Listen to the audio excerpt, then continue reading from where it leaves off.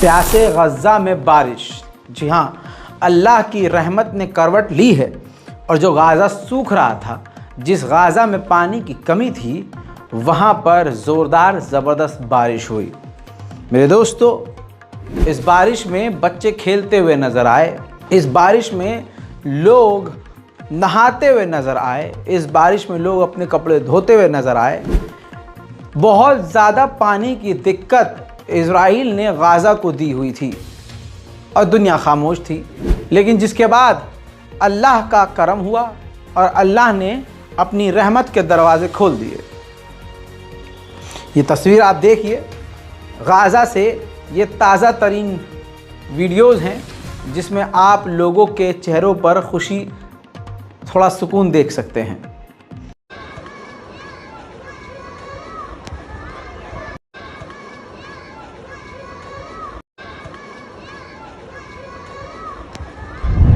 लेकिन दूसरी तरफ मेरे दोस्तों, बरसात की वजह से जो बेघर लोग हैं, जो ज़्यादातर बेघर हैं, उनको काफ़ी तकलीफ़ हुई।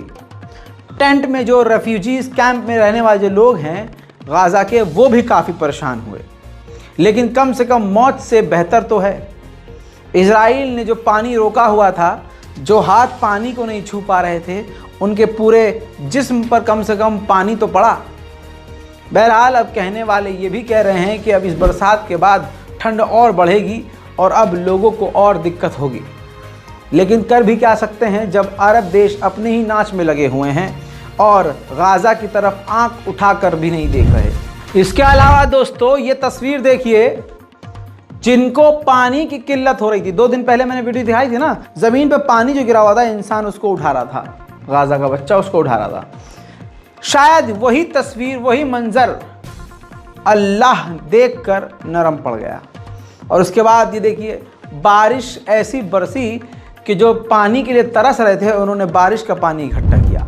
दोस्तों, अमेरिका ने आधिकारिक तौर पर कहा कि बाइडेन की टॉप जिम्मेदारी ये है कि मिडिल ईस्ट में अमेरिका के जो सैनिक तैनात है, उनको बचाया जाए और उनको बचाने के लिए बाइडेन कुछ भी करेंगे। तुर्की के राष्ट्रपति रजब तैयब एर्दोगान जर्मनी पहुंचने वाले हैं और जर्मन के चांसलर उनका वेलकम करेंगे, स्वागत करेंगे, उनको होस्ट करेंगे। लेकिन इससे पहले ही जर्मनी के चांसलर ने तुर्की का विरोध कर दिया है। जर्मनी के चांसलर ने साफ तौर से कहा कि जिस तरह से रजब तैयब एर्दोगान ने इल्ज़ाम लगाया है जेनोसाइड का और फांसीवाद का इजराइल पर, वो सरासर गलत है। अब देखना यह है कि रजब तैयब एर्दोगान की गैरत क्या करती है। वहाँ जाकर वो उनको जलील करते हैं या चुपके से मुंह बंद करके वापस आते हैं। उधर इस्लामिक जिहाद ने बड़ा झटका इजराइल को दिया है। इस्लामिक जिहाद ने कहा कि जिस रूट को, जिस तरह के रास्ते को और जिस तरह के तरीके को अपना रहा है बातचीत करने के लिए इजराइल हमसे, तो हम किसी भी डील से अब पीछे हट सकते हैं। हो सकता है इजराइल धमकी दे के काम करवा रहा हो सकता है इजराइल अकड़ रहा हो सकता है इजराइल जो है बदतमीज़ी कर रहा हो, मतलब कुछ भी कर रहा हो, जिसकी वजह से इस्लामिक जिहाद पूरी तरह से अब बिदक गया है। उधर यूके के विदेश मंत्री ने कहा है कि इजराइल जो गाज़ा में अस्पतालों पर हमला कर रहा है, उससे शर्म करनी चाहिए, बचना चाहिए। इंसानियत के नाते अस्पतालों पर हमला नहीं करना चाहिए और जो लोग वहाँ से निकलना चाहते हैं, उनकी सेफ्टी के लिए रास्ता छोड़ना चाहिए ताकि वो वहाँ से निकल सकें। सन 1948 में ऐसा ही नकबा हुआ था। नकबा मतलब एक ऐसा वक्त 1948 में जब इजराइल ने फ़िलिस्तीन की ज़मीन को खाली करवाकर सभी को इसी तरह से भगा दिया था दूसरे इलाकों में।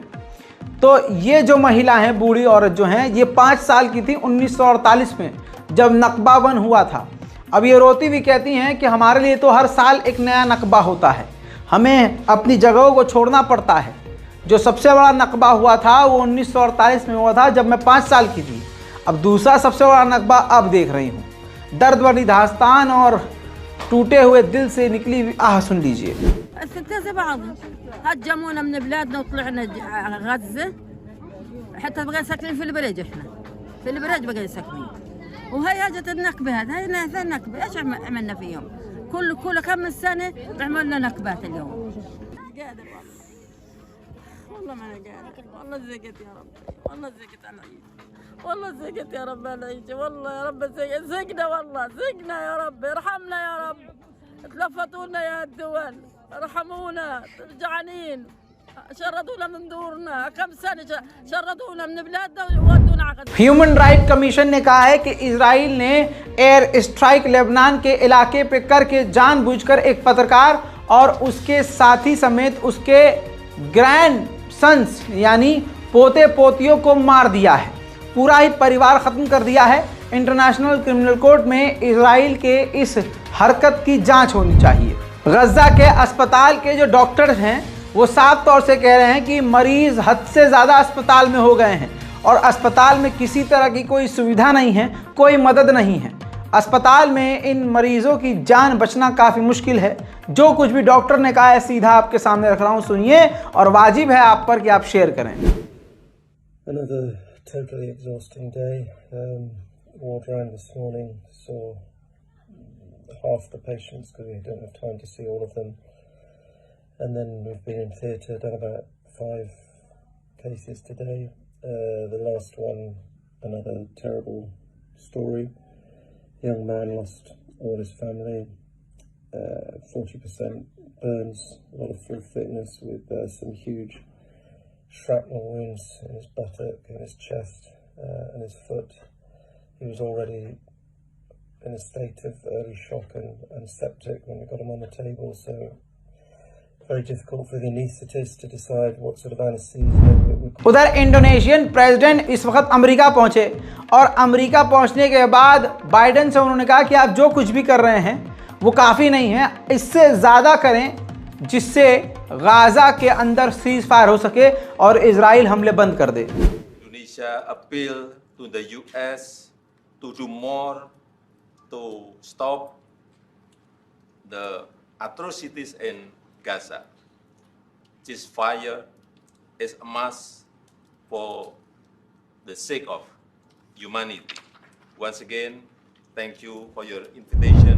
दुनिया भर से जोरदार प्रेशर बुड्ढे बाइडेन पर बनने के बाद जो है बाइडेन ने साफ तौर से अब सामने आके कहा है कि इजराइल को गज़ा के अस्पतालों पर हमला करने से बचना चाहिए।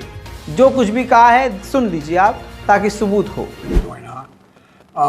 And it's my hope and expectation that there will be less intrusive action relative to the hospital. We're in contact, and we're with the Israelis. Also, there is an effort to take this pause to deal with the release of prisoners, and that's being negotiated as well with the Qataris are engaged, and so I remain somewhat hopeful. But the hospital must be protected. Gaza के सबसे बड़े अस्पताल ने साफ कह दिया है कि 179 लोगों की मौत अस्पताल के अंदर हो गई है, जिनको अस्पताल के अंदर ही गड्ढा खोद के दफनाया जा रहा है क्योंकि इजराइल की वजह से बाहर कोई जगह अब सेफ नहीं है। वहीं अमेरिका के व्हाइट हाउस की तरफ से एक सीनियर अधिकारी अपनी पूरी डेलीगेशन के साथ मिडिल ईस्ट आ रहा है, अरब देशों से और मिडिल ईस्ट से बात करने के लिए गाज़ा और इजराइल के मुद्दे पर। वहीं एक बार फिर कतर ने दोनों देशों से कहा है, गाज़ा और इजराइल से कहा है कि हालात काफ़ी ख़राब हैं गाज़ा की, लिहाजा आप दोनों जल्द से जल्द कोई डील कर लें जिससे आम लोगों की मौत ज़्यादा ना हो। हालांकि इजराइल यही चाहता है कि ज़्यादा से ज़्यादा आम लोगों की मौत हो जाए। ब्रिटेन और अमेरिका ने हमास और ईरान पर और कड़े प्रतिबंध लगा दिए हैं। इल्ज़ाम यह है कि हमास और ईरान दोनों ही आतंक को सपोर्ट कर रहे हैं। हमास आतंकवादी है और ईरान जो है ऐसे संगठनों को सपोर्ट करता है। बहरहाल इस गाज़ा फिलिस्तीन इजराइल वॉर अपडेट पर फिलहाल के लिए इतना ही। चैनल को सब्सक्राइब करना मत भूलिएगा। इससे पहले जो रिपोर्ट्स आई हैं जाकर देख लीजिए। इसके बाद भी थोड़ी देर में फिर आने वाला हूँ ताज़ा तरीन अपडेट के साथ। तब तक के लिए जय हिंद।